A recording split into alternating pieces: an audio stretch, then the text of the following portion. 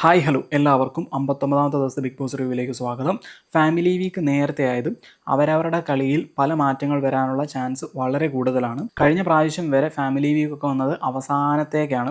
അതുകൊണ്ട് തന്നെ അവർക്കൊരു ഗെയിം പിന്നെ കളിക്കാനുള്ള സാവകാശം കുറവായിരുന്നു. പക്ഷേ ഈ സീസണിൽ അങ്ങനെയല്ല. ഇനിയുണ്ട് 40 ദിവസമോ മറ്റോ. പലരുടെയും സ്ട്രാറ്റജീസും കാര്യങ്ങളൊക്കെ മാറി മാറി തുടങ്ങിയിട്ടുണ്ട്.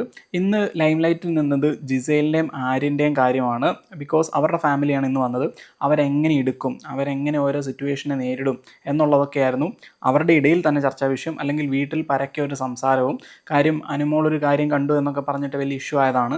അവരെങ്ങനെ എടുക്കുമെന്ന് അറിയത്തുണ്ടായിരുന്നില്ല. പക്ഷേ അവരൊന്നും പറഞ്ഞില്ല. പക്ഷെ അവരുടെ മുഖത്തുണ്ടായിരുന്നു, എക്സ്പെഷ്യലി ജിസേലിൻ്റെ അമ്മേൻ്റെ മുഖത്ത്. പിന്നെ ആര്യൻ്റെ അമ്മ കുറച്ചൊക്കെ പോളിഷ് ചെയ്താണ് സംസാരിച്ചത്. എന്നാലും ലുക്സിൽ അത് മാറ്റി വെക്കാൻ പറ്റാത്ത വിധം കാണിക്കുന്നുണ്ടായിരുന്നു. ക്യാമറ കണ്ണുകൾ, ബിഗ് ബോസിൻ്റെ ക്യാമറ കണ്ണുകൾ അത് ഒപ്പിയെടുക്കുന്നുണ്ടായിരുന്നു എന്നാണ് എനിക്ക് പറയാനുള്ളത്.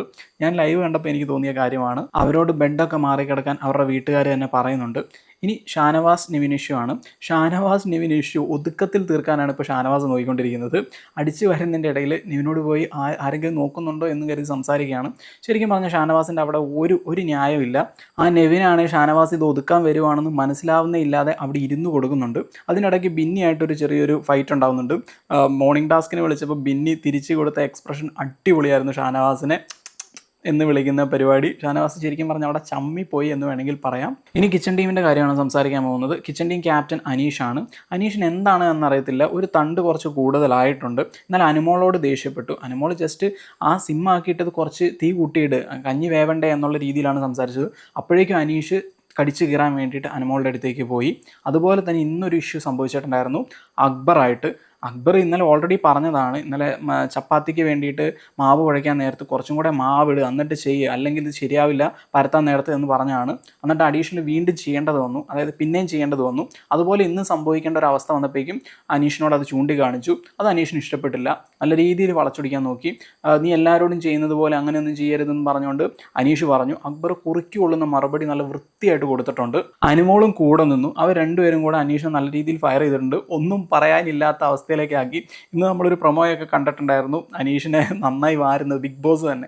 സോ അത് തന്നെയാണ് സംഭവിച്ചത്. ഇനിയിപ്പോൾ അനുമോളും അക്ബറും കൂടെ നല്ല കമ്പനിയായിട്ട് സംസാരിച്ചാലും തെറ്റില്ല എന്നേ ഞാൻ പറയുള്ളൂ. ബാക്കിയുള്ളവരെക്കാളും ഭേദമാണ്. ഈ ജിസയിലൊക്കെ ബാക്കിൽ നിന്ന് കുത്തുകയാണ് ഇപ്പോൾ അക്ബർ ചെയ്തുകൊണ്ടിരിക്കുന്നത്. ഇനി ഞാൻ പറയാൻ പോകുന്നത് ജിസൈലിൻ്റെ കുത്തിത്തിരിപ്പ് ഡ്രാമേനെ കുറിച്ചാണ്. അക്ബർ, ജിസൈൽ, സാബുമാൻ, ഒനിയിലൊക്കെ ഇരുന്ന് സംസാരിക്കുന്നുണ്ട്. അപ്പം ജിസൈലിൻ്റെ അമ്മ അവിടെ നിന്ന് പറഞ്ഞു ഇവരോട് മാറിക്കിടക്കാൻ പറഞ്ഞിട്ടുണ്ടായിരുന്നു എന്ന്. അപ്പോൾ അക്ബർ പറയുന്നുണ്ട്, ആര്യൻ എന്നോട് 2 ദിവസമായിട്ട് പറയുന്നുണ്ട് നിങ്ങളിങ്ങനെ മാറിക്കിടക്കണം, അത് ശരിയാവില്ല എന്നുള്ളത്. അത് ശരിക്കും പറഞ്ഞു തന്നെയാണ്. ഇന്നലത്തെ എപ്പിസോഡിൽ കാണിക്കുന്നുണ്ട്, അല്ലെങ്കിൽ എന്തായാലും ലൈവിൽ കാണിക്കുന്നുണ്ട്.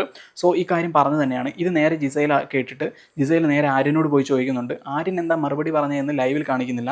അതിനുശേഷമാണ് ഇന്ന് എപ്പിസോഡിൽ നടന്ന കോൺവെർസേഷൻ കാണിക്കുന്നത്, അക്ബറും ജിസൈലും തമ്മിലുള്ള കോൺവെർസേഷൻ.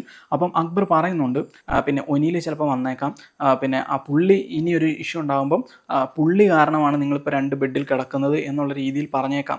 അത്രയും പറഞ്ഞ് മനസ്സിലാക്കാൻ വേണ്ടിയാണ് പോയത്. ആ ജിസൈൽ എന്ത് ചെയ്തു എന്ന് വെച്ചിട്ടുണ്ടെങ്കിൽ അക്ബറെ ബാക്ക് ഫയർ ചെയ്യാൻ വേണ്ടി അത് യൂസ് ചെയ്തു എന്ന് വേണമെങ്കിൽ പറയാം. പുള്ളിക്കാരിക്ക് തന്നെ അക്ബറിനെ കണ്ടുകൂടാ, ആര്യനും അക്ബറും കൂടെ ഏത് സമയം ഒരുമിച്ചാണ് എന്ന് പറഞ്ഞുകൊണ്ട് അത്ര പോസസീവാണ് ജിസൈൽ. അപ്പം ഇത് നേരെ പോയിട്ട് ഒനിയിൽ ആൻഡ് ആദില ഇരിക്കുമ്പോൾ രാത്രി സംസാരിക്കുകയാണ് ഉണ്ടായത്.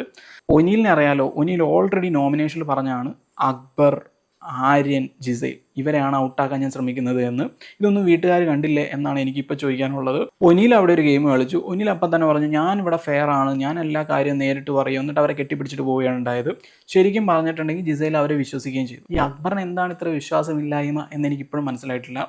സോ ഇത്രയൊക്കെയാണ് സംഭവിച്ചത്. കളി ഇനി ഏത് രീതിയിൽ മാറും, ഫാമിലികളെല്ലാം പോയി വന്നു കഴിയുമ്പോൾ ഏത് രീതിയിൽ മാറും എന്ന് നമുക്ക് ഇനിയുള്ള ദിവസങ്ങളിൽ കണ്ടറിയാം. മേ ബി വീക്കെൻഡിൽ ഇതൊക്കെ സംസാരിക്കാൻ ഇടയാവുമായിരിക്കും. അപ്പോൾ എന്തൊക്കെ സംസാരിക്കും അതിൻ്റെ ബേസിസിലായിരിക്കും ഇനി നെക്സ്റ്റ് വീക്കിലേക്കൊക്കെ കളി മാറുക.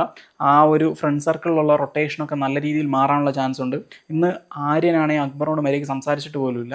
ഒരു ക്യാരക്ടർ ഇല്ലാത്ത ഒരു മനോഭാവമാണ് ആര്യൻ കാണിച്ചുകൊണ്ടിരിക്കുന്നത്. ഇത്രയും ദിവസം വീട്ടിൽ സംസാരിച്ച ഒരാൾ എന്ന നിലയിൽ എന്തെങ്കിലുമൊക്കെ ഒന്ന് സംസാരിക്കണ്ടേ? ഇമ്മച്വറിൻ്റെ അറ്റ് ഇറ്റ്സ് പീക്കാണ് ശരിക്കും പറഞ്ഞിട്ടുണ്ടെങ്കിൽ ആര്യൻ എന്ന് പറയുന്ന വ്യക്തി. സോ എന്ത് വേണേൽ സംഭവിക്കട്ടെ, ആര്യൻ മിണ്ടിയില്ലെങ്കിൽ അക്ബറിന് അത്രയും നല്ലത് എന്നേ ഞാൻ കരുതുന്നുള്ളൂ. So thank you for watching this video. നിങ്ങൾക്ക് എന്തെങ്കിലും എന്നോട് പറയാനുണ്ടെങ്കിൽ, എൻ്റെ അണ്ടർസ്റ്റാൻഡിങ്ങിൽ എന്തെങ്കിലും ഡിഫറൻസ് നിങ്ങൾക്ക് തോന്നുന്നുണ്ടെങ്കിൽ നിങ്ങൾ കമൻറ്റ് ബോക്സിൽ രേഖപ്പെടുത്തുക. അപ്പം ബൈ ബൈ.